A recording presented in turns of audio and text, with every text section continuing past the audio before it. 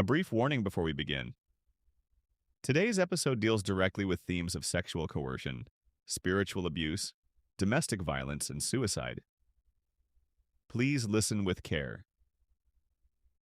Welcome to The Faithful Citizen. I'm your host, Ellison Keller. We're conditioned to believe that when a powerful man falls, it's an anomaly, a tragic lapse in judgment, or a momentary glitch in an otherwise functioning system.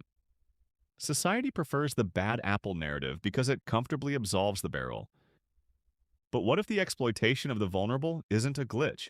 What if it's the system working exactly as it was designed? What happens when our most sacred legacy institutions, our governments, our churches, and our digital public squares, are deliberately engineered to protect the powerful and consume the powerless? Today, we're taking a scalpel to the machinery of power.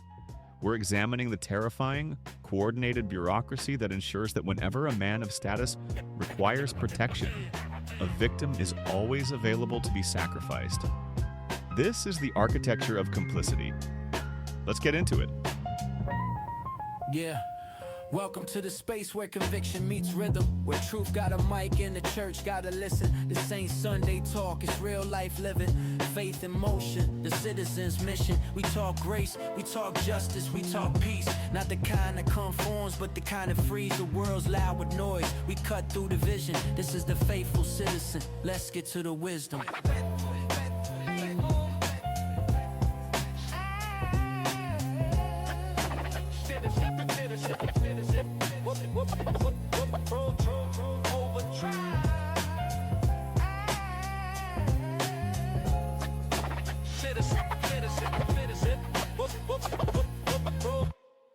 In C.S. Lewis's prophetic 1945 novel, that hideous strength, the most profound atrocities aren't committed by cartoonish villains operating from dark lairs.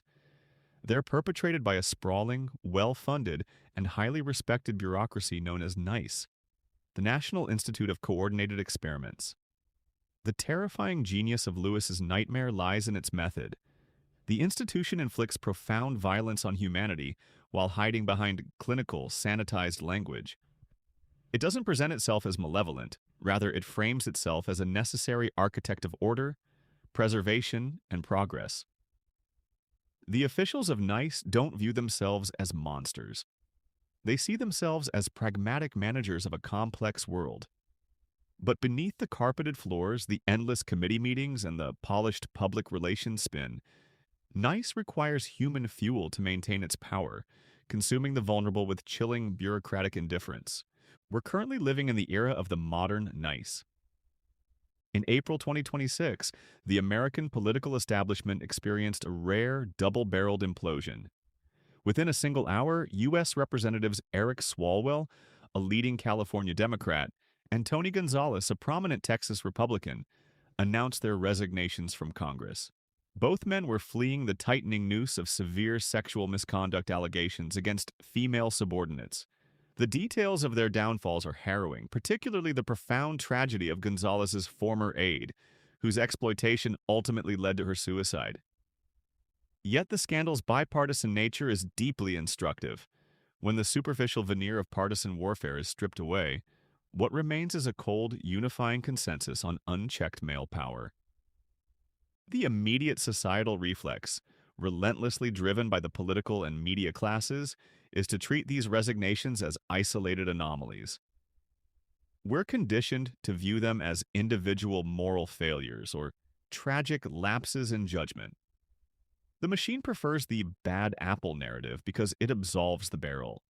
But viewing them in isolation ignores the society's structural blueprint we willfully inhabit.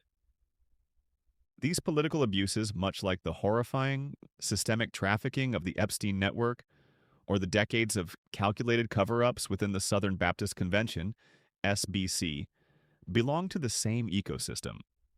They're not glitches in the system. They're the system functioning exactly as it was designed. They're the visible symptoms of a deeply entrenched institutional architecture, one meticulously engineered to gamify misogyny, protect powerful men at all costs, and shift the burden of blame onto women.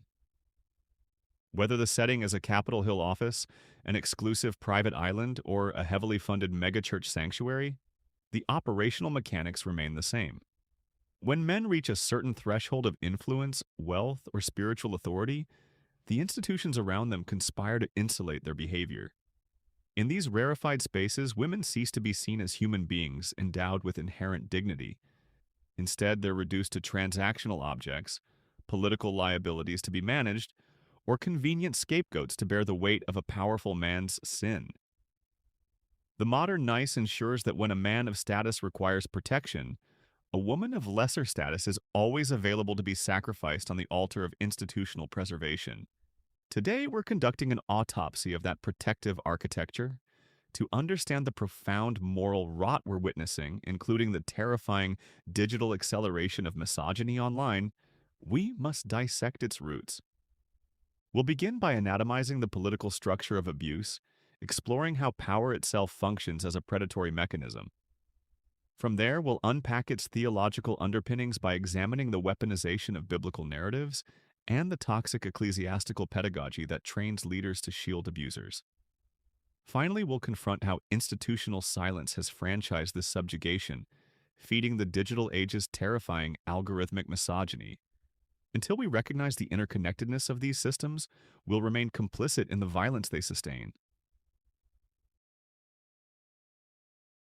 We're relentlessly conditioned to consume political scandals as partisan ammunition. When a story of profound moral failing breaks, the immediate societal reflex is to weaponize the fallout against the opposing ideological camp. We treat the abuse of power as if it were a pathology unique to our political enemies. Yet the simultaneous downfalls of Representatives Eric Swalwell and Tony Gonzales shatter the comforting illusion of ideological immunity. Swalwell, a progressive Californian, and Gonzales, a conservative Texan, operated at opposite ends of the American political spectrum. They championed diametrically opposed legislative agendas, appealed to wildly different constituencies, and adhered to contrasting rhetorical dogmas. Swalwell built his public brand on the rhetoric of progressive equality and institutional accountability. Gonzales built his on traditional values, law and order, and conservative stoicism. Yet, when confronted with the intoxicating proximity of vulnerable female subordinates, both men discarded their respective ideologies and reverted to the same predatory behavior. Ideology, as it turns out, is merely the costume that power wears. The underlying machinery of exploitation remains consistent across the board. This bipartisan consensus of unchecked male power relies heavily on the electorate's active complicity. The political shield is fortified every time voters decide that an official's voting record on taxation, environmental policy, or judicial appointments is more important than his basic humanity. The electorate is the mortar holding the architecture of complicity together. When we excuse the degradation of women because the abuser happens to sit on our side of the legislative aisle, we're actively participating in the work of N.I.C.E. We tell our leaders that their political utility buys them moral amnesty, and we tell their victims that their psychological and physical safety is an acceptable sacrifice for our political victories. To understand the specific, suffocating mechanics of this abuse, we must focus unblinkingly on the Gonzales scandal. The tragedy demands our attention not merely for its political ramifications, but for its devastating human toll. The political media will inevitably attempt to sanitize the narrative, framing it as an inappropriate workplace relationship or a consensual affair clumsily handled. We must reject this vocabulary of mitigation when examining the dynamic between a sitting U.S. congressman and a junior aide. We're staring into the abyss of absolute crushing power asymmetry. A congressional office isn't a typical modern workplace. It operates more like a localized, insulated monarchy. The representative holds unilateral power to launch or destroy careers, dictate the daily reality of their staff, and wield the immense, intimidating weight of the government. The staff, often young, ambitious, and heavily reliant on networking for their professional survival, are entirely dependent on the members' goodwill. For the young female aide trapped in Gonzales' orbit, this wasn't a romance. It was a psychological prison.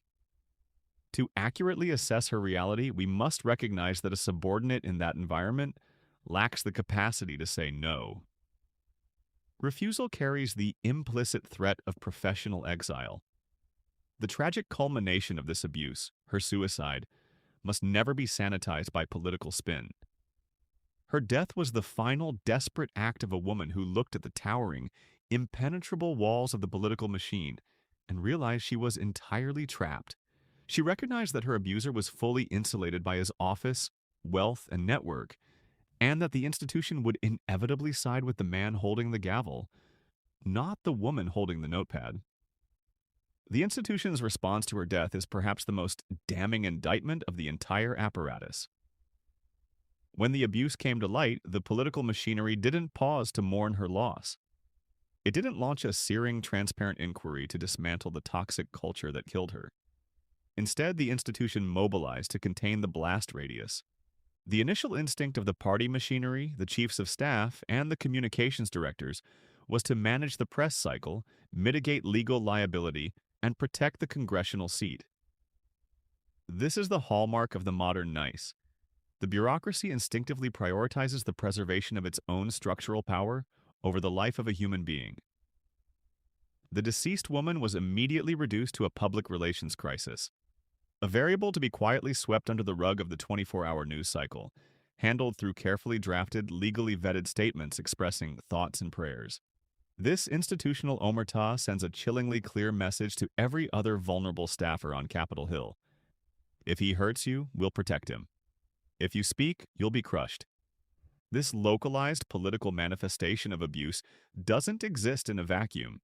It's deeply interwoven with a broader macro-level societal blueprint, a blueprint most grotesquely illuminated by the Epstein network.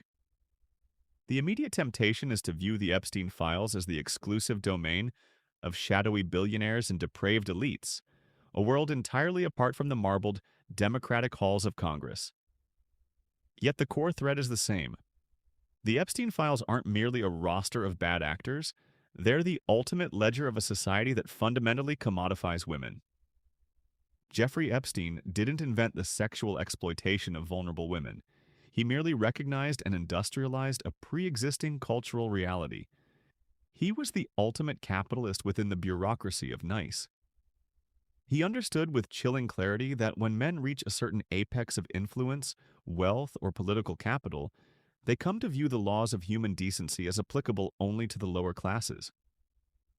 At that rarefied altitude, women are systematically stripped of their personhood. They cease to be individuals with agency and become currency, collateral, or the expected unspoken perks of a powerful man's status. Epstein ran his abuse like a corporate logistics operation because he knew the surrounding institutions, the banks, the legal firms, the politicians, would look the other way as long as their own power remained undisturbed. The same underlying psychological and structural mechanism that enabled an international financier to traffic young girls on a private island is the very one that enabled a sitting U.S. congressman to coerce a subordinate staffer into a devastating psychological corner.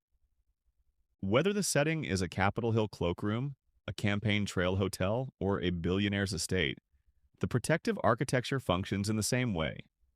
Wealth, political capital, and public influence act as a structural moat. Legal systems become pliable. Cultural norms are bent to accommodate the abuser. Non-disclosure agreements are weaponized, settlements are quietly paid out of campaign war chests, and the gears of the institution keep turning, fueled by the silent suffering of the women it consumes. The political shield isn't a passive defense, it's an active predatory mechanism that ensures powerful men can extract whatever they desire from the women below them, absolutely confident that the system is engineered to catch them when they fall. The political machinery we've just described doesn't operate in a vacuum. It requires a cultural mandate. In Western society, that mandate has historically been underwritten, validated, and sustained by religious institutions. If the modern N.I.C.E. requires human fuel, it also needs a theology to sanitize that consumption. If we want to understand why modern society so instinctively protects powerful men and interrogates abused women, we have to examine the sacred texts that have shaped our moral imagination, and, more importantly, how the institution has deliberately misinterpreted them. Perhaps no clearer example of this systemic narrative manipulation exists than the historical gaslighting of Bathsheba. For centuries, male-dominated biblical interpretation has taken one of the most egregious abuses of royal power in the ancient world and repackaged it as a cautionary tale about mutual lust and female seduction. The traditional framing, repeated in countless Sunday school classrooms and Sunday morning sermons, focuses heavily on Bathsheba bathing on the roof. The subtle and often explicit implication is that her visibility was inherently provocative. The institutional narrative casts her as either a careless exhibitionist or a cunning seductress whose lack of modesty caused the great anointed king to stumble. This interpretation isn't merely a clumsy misreading of the text, it's a willful, calculated distortion of historical and architectural reality. Bathsheba was performing a legally mandated ritual purification, mikveh, after her menstrual cycle. In the architecture of ancient Jerusalem, she was almost certainly in an inner courtyard, a private enclosed space meant to be entirely unseen by the public. She wasn't on a roof seeking attention. King David, by contrast, was pacing the highest roof in the city, using his elevated sovereign vantage point to trespass into a space where he had no right to look. He was the voyeur, yet centuries of institutional bureaucracy have efficiently assigned the shame to the woman he watched. To correct the exegesis of 2 Samuel 11, we must read the text through the uncompromising, clinical lens of absolute power dynamics. King David was an ancient Near Eastern monarch who wielded the unquestioned, unilateral power of life and death over every subject in his kingdom. Bathsheba was a subject whose husband, Uriah, was deployed on the front lines, fighting David's own war. When the king of Israel peers down from his palace, desires a woman, and sends his armed royal guard to summon her to his bedchamber, the concept of mutual consent is effectively obliterated. We must not sanitize the psychological terror of that summons. A woman in Bathsheba's position doesn't experience a romantic invitation. She experiences a total, violent stripping of her bodily and existential agency. She can't say no to a man who can execute her, exile her, or arrange her husband's death, which tellingly is exactly the lever David pulls when her resulting pregnancy threatens to expose his crime. To call this encounter an affair, a dalliance, or a mutual moral failing is a gross clinical and theological failure.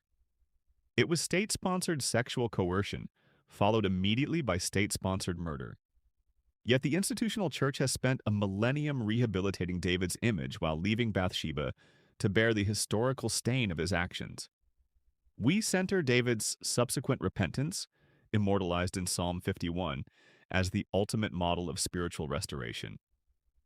We celebrate him as a man after God's own heart, focusing endlessly on his grief, his poetic tears, and his eventual forgiveness. But what of Bathsheba's profound cognitive dissonance? Her trauma is entirely erased from the pulpit narrative. She was summoned, violated, and forced to mourn the state-sanctioned assassination of her husband. She was then absorbed into the harem of the man who orchestrated the entire nightmare. The trauma of the initial assault is compounded exponentially by the institutional betrayal that follows. She was required to live every day in her abuser's house, forced to participate in the public performance of his benevolent reign. At the same time, the surrounding court and the religious establishment praised the king's righteousness. This is the ultimate psychological prison of the modern N.I.C.E. The demand that the victim offer allegiance to the architect of her destruction.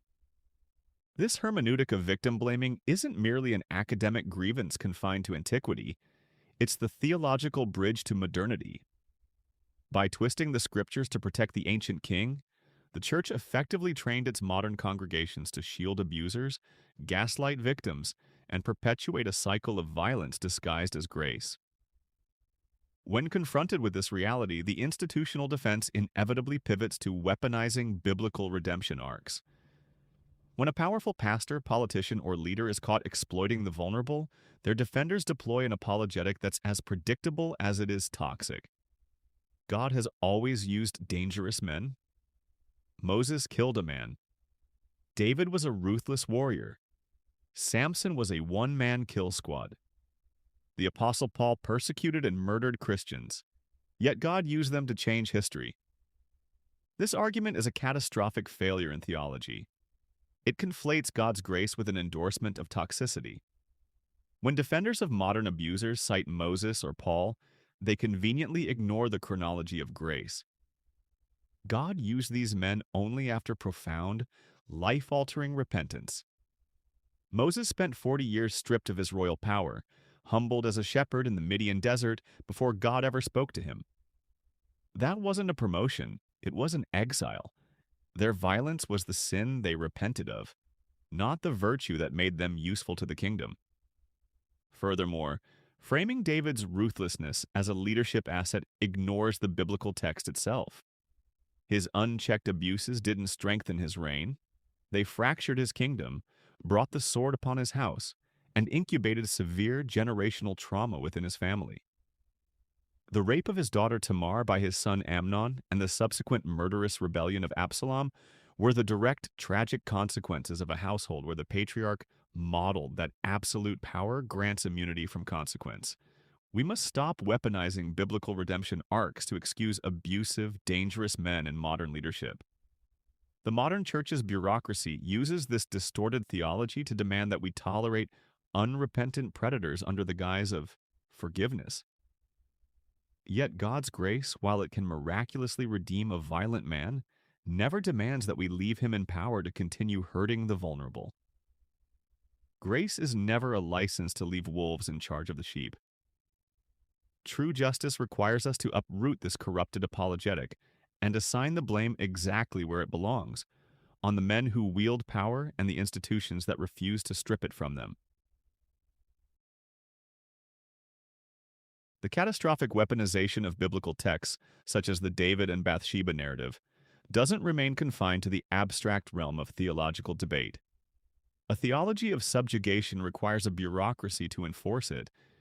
It bleeds directly into the administrative and pastoral machinery of the modern church. When we look at the devastating, decades-long sexual abuse crisis within the Southern Baptist Convention, SBC, we're not seeing a sudden, inexplicable moral failure by a few rogue pastors. We're seeing the inevitable, predictable yield of a very specific, carefully cultivated theological crop. The 2022 Guidepost Solutions report on the SBC revealed an institution that served as a flawless ecclesiastical mirror to N.I.C.E. It systematically prioritized its public reputation, the careers of its male leadership, and the preservation of its legal and financial standing over the physical safety and psychological dignity of survivors. But to dismantle this protective architecture, we must ask a deeper, more terrifying question. Where do pastors learn to behave this way? How does a man who ostensibly entered the ministry to shepherd the vulnerable end up acting as a defense attorney for the wolves? The answer lies at the root of the institutional rot: toxic ecclesiastical pedagogy. The institutional gaslighting we witness in megachurches and denominational headquarters isn't an accident. It's actively and deliberately taught in seminaries. Nowhere is this bureaucratic cruelty more chillingly evident than at the Master's Seminary, an incredibly influential institution that trains thousands of conservative pastors who go on to lead congregations worldwide. The seminary's official motto, proudly displayed on its promotional materials and repeated in its chapels, is a stark declaration: "We train men as if lives depended on it." It's meant to convey spiritual gravity and noble, uncompromising intent. But when you examine its actual curriculum on domestic violence, that motto morphs from a point of institutional pride into a terrifying, literal reality. In a 2012 recorded lecture series titled Advanced Biblical Counseling, Dr. John D. Street provides a clear pedagogical blueprint for ecclesiastical complicity. Early in the series, he establishes a baseline of profound skepticism toward women who claim to be abused, effectively training pastoral candidates to view female victims as inherently unreliable narrators.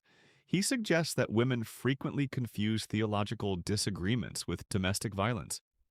When a battered wife finally musters the courage to step into the pastor's office, Dr. Street's curriculum doesn't instruct the pastor to secure her physical safety or contact secular authorities immediately. Instead, it instructs the pastor to begin an interrogation of the victim. He trains his students to demand to know how the woman's behavior might be provoking her husband's violence, asking, "What are you saying to him? Are you constantly reminding him of his failures?" He then introduces a truly abhorrent justification for a husband's physical violence, suggesting the pastor investigate the wife's sexual teasing. By proposing that a woman's refusal to manage her husband's sexual appetite perfectly is the root cause of his abuse, the pedagogy completely strips the violent man of his moral agency, placing the absolute burden of his actions squarely on the bruised shoulders of his victim. As the lectures progress, the instruction shifts from merely victim blaming to active, calculated entrapment. Dr. Street explicitly instructs his students that the primary goal of counseling an abused spouse isn't to help them escape violence. Instead, he systematically attacks the basic, life-saving components of a secular domestic violence safety plan. He tells future pastors that if an abused woman secretly secures funds or attempts to move to an undisclosed location to protect her life, she's engaging in deception, deceit, and stealing. He further demonizes secular domestic violence shelters, training his students to view the very places designed to keep women alive as abusive, anti-marriage, and driven by a seething hatred for men. By systematically pathologizing every secular avenue of escape, the seminary ensures the victim remains entirely within the church's jurisdiction. To grasp the profound evil of this pedagogy, we must look beyond the sanitized theological vocabulary and examine the clinical mechanics of what's actually happening in that counseling room. Domestic abuse relies fundamentally on creating and maintaining a trauma bond, a powerful, paralyzing psychological tether forged through cycles of intense violence, profound fear, and intermittent manipulative affection. Abuse thrives on isolation, severe cognitive dissonance, and the systematic dismantling of a victim's grip on reality. When a terrified woman breaks that isolation to seek help from her spiritual leader, she stands at the precipice of survival, desperately seeking an exit. What Dr. Street's curriculum demands is that the pastor stand squarely at that exit, lock the door, and reinforce the abuser's trauma bond using the inerrant authority of God. This isn't pastoral care. It's a sophisticated form of psychological subjugation. It pathologizes the victim's most basic, God-given survival instincts. In this framework, self-preservation is recast as a malicious sin against the marriage covenant. The cruelty of this entrapment is absolute, forcing the victim to become the primary agent of her own destruction. This twisted theology reaches its darkest, most grotesque logical endpoint when Dr. Street shares a defining anecdote about what he considers successful pastoral counseling. He glowingly recounts to his classroom the story of an abused spouse who was repeatedly beaten in their sleep and threatened with a butcher knife planted right in the middle of your chest. When the terrified spouse told the pastor they would stay in the violent home to win the abuser over to righteousness, "Even if it cost me my life," Dr. Street's reaction wasn't horror. He didn't launch an intervention. He didn't urge them to flee for their physical safety. Instead, he praised this suicidal submission to his classroom of future church leaders.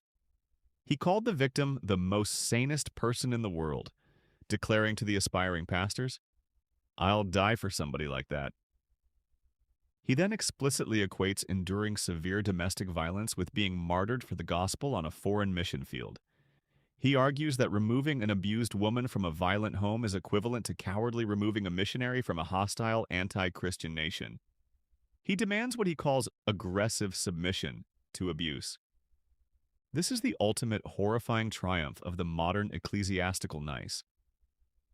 It demands that women submit to domestic terrorism as a form of spiritual martyrdom, effectively turning male violence into a means of divine sanctification. It forces the victim to return to the violent home, not only as a captive, but as a willing sacrifice. When a seminary equips its pastors with these specific clinical directives, it's living up to its motto. It is indeed training men as if lives depended on it, and the men being trained are actively ensuring those lives are destroyed. The architecture of complicity we've traced from the marbled corridors of Congress to the insulated boardrooms of the Southern Baptist Convention is no longer confined to physical geography or brick-and-mortar bureaucracy. The modern N.I.C.E has evolved. As our daily lives have migrated online, the protective mechanisms designed to shield powerful men and subjugate women haven't diminished. They've been ruthlessly industrialized. We're witnessing a terrifying exponential acceleration of this phenomenon. A recent, exhaustive CNN investigation into the global digital landscape laid bare a horrifying reality. The internet is operating as a high-speed accelerant for profound, highly visible misogyny. The investigation exposed how acts of rape, sexual assault, targeted harassment, and deepfake exploitation are no longer just crimes committed in the shadows. They're being actively repackaged as online spectacle.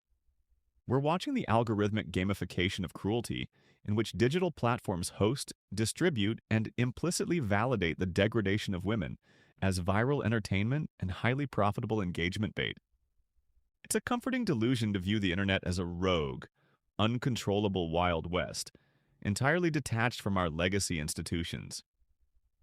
When we look at the virulent manosphere, hyper-misogynistic influencers, and the dark corners of social media where assault is celebrated, the societal reflex is to tell ourselves this is merely a technological failing. We frame it as a problem of inadequate content moderation, flawed code, or a lack of regulatory oversight. But this assumption is fatally flawed. It assumes the digital rot arose spontaneously. It wasn't. The internet didn't invent the subjugation of women. It merely franchised it. The digital grifters who build massive online empires by peddling transactional, pseudo-psychological misogyny to millions of isolated young men succeed precisely because the cultural soil was meticulously tilled for them over centuries. They're simply monetizing the same victim-blaming frameworks constructed by the church and the state. Consider the undeniable feedback loop between legacy institutions and digital culture.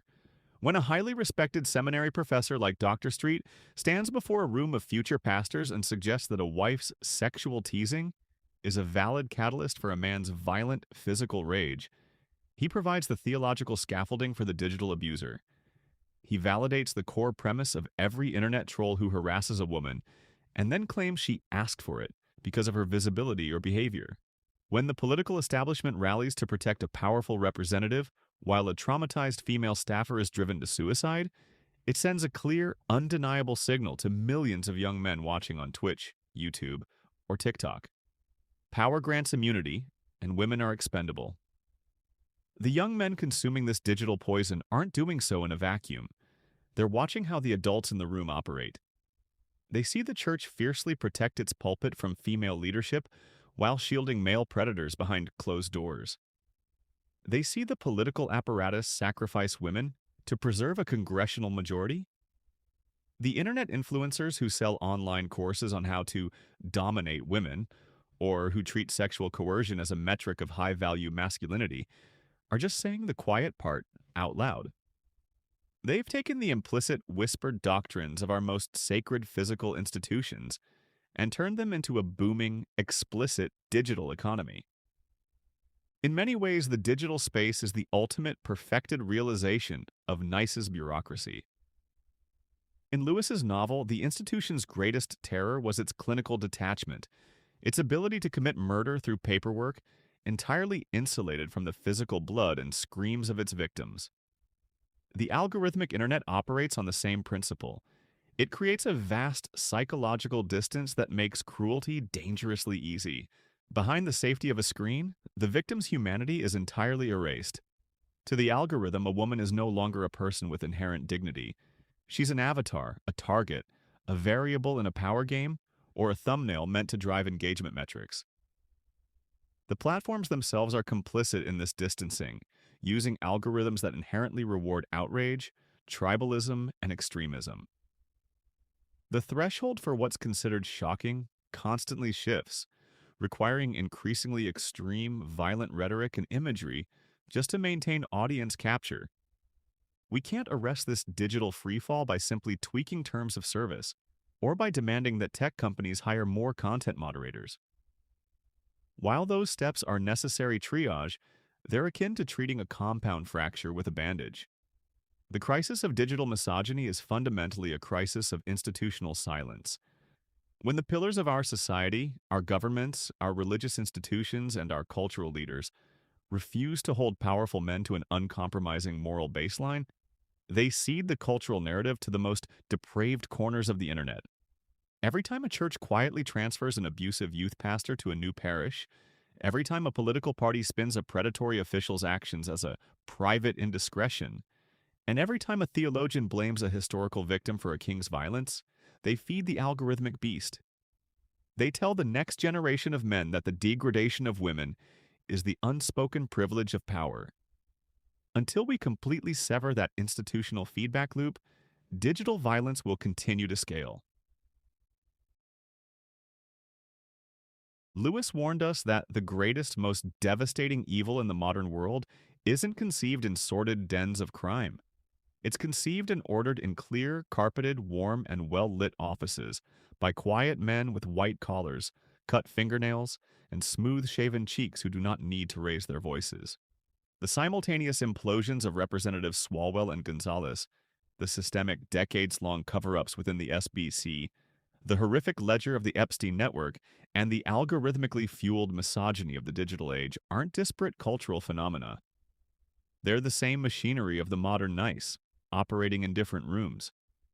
They're sustained by a theology that weaponizes ancient texts to gaslight victims, perpetuated by a toxic pastoral pedagogy that trains leaders to entrap the vulnerable, and enforced by a political apparatus that treats the exploitation of women as an acceptable cost of doing business. Together, they form an impenetrable architecture of complicity, a system meticulously designed to ensure that when a powerful man falls, a woman is always available to cushion the blow. The operational logic is brutally consistent across all sectors. The political shield protects the seat, the ecclesiastical shield protects the pulpit, and the digital architecture protects the influencer. In every case, the institution survives and women are consumed. If there's one truth to be drawn from the wreckage of these institutions, it's the dark, unintended honesty of the seminary motto. Lives really do depend on this. The theology we preach, the politicians we protect, and the digital grifters we enrich carry a profound, measurable toll in human lives. When we excuse the coercion of a congressional staffer or when we praise an abused wife for submitting to domestic terrorism, we're actively participating in a culture of death. True reform will never be achieved through superficial institutional maintenance. We can't solve this crisis by simply unseating a single disgraced politician, firing a rogue megachurch pastor, or updating a corporate human resources policy. The system is far too resilient. It's built to absorb these minor public relations shocks, sever the offending limb, and continue functioning exactly as before. To dismantle this architecture, we must move beyond cosmetic reforms and enforce a radical new baseline. We must replace N.I.C.E's cowardly bureaucracy with 3 explicit, non-negotiable demands. First, we must eradicate the vocabulary of mitigation. For too long, society has granted powerful men a wide moral buffer. We must permanently strip away the sanitized language that protects abusers. We must stop excusing workplace or ecclesiastical coercion as consensual affairs, inappropriate relationships, or indiscretions. When extreme power dynamics are at play, whether the power is political, financial, or spiritual, abuse is never a gray area. It's a profound moral failure and a violent abuse of authority. Second, there's the non-negotiable belief in victims. Believing women isn't an optional progressive talking point. It's a fundamental moral imperative for justice. The burden of proof in public opinion and institutional integrity must shift. We can no longer demand that traumatized women present flawless, unassailable, legally watertight cases, while granting men in power the infinite benefit of the doubt. Accountability must cease to be a reluctant institutional concession and become a rigid, unbreakable law of gravity. Lastly, we must reinstate the above reproach as a literal standard. The standard of being above reproach, whether for a sitting member of Congress or a seminary-trained pastor, must be reclaimed from its current status as a hollow religious cliché and reinstated as an absolute, literal prerequisite for leadership. True integrity isn't merely avoiding legal guilt or settling out of court. It's upholding a standard of conduct that leaves no room for the exploitation of the vulnerable. If a leader can't meet that standard, they forfeit the right to hold power full stop. When we minimize women's voices or when we prioritize preserving a political seat or a church's public reputation over human dignity, we rot our society from the inside out. The modern N.I.C.E relies on our exhaustion, partisanship, and theological complacency to survive. We face a stark, unavoidable choice. We can continue to be quietly consumed by this architecture of complicity, or we can finally summon the moral courage to tear the Institute to the ground. We're going to leave it there for today. We've given you a lot to carry, and these realities require time to sit with. But the work doesn't end when the audio stops. If you believe in the necessity of this kind of uncompromising critique, we need your help to expand the reach. Please take a moment to like, share, and subscribe to The Faithful Citizen, wherever you get your podcasts. More importantly, the conversation continues over on our Substack and Threads. Join us there. We're building a community of people who refuse to look away, and your voice belongs in that arena. I'm Ellison Keller. We'll see you next time.